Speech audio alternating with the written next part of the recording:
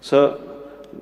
there seems to be a long pendency of clearing the salaries of the employees of the MTC, and we don't know what the department will be planning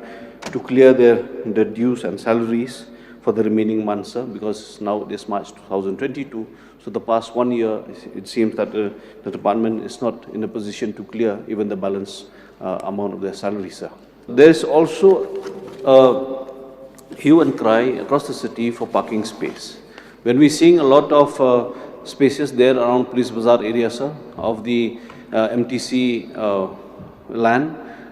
in the Police Bazaar area, which is lying unutilized, but then that, sir, can be used for generation of resources, sir, by parking fees, where at least the taxi drivers, the tourist taxi drivers especially, who don't have any parking space, they're trying to find parking space across the city, being pushed from one parking area to the other, sometimes parking just on the roadside, even creating more chaos, adding more woes to the traffic, sir.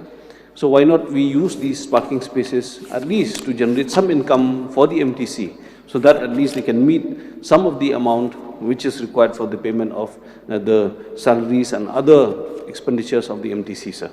In regards of the suggestion given by the Honorable Member for Mumbai, sir,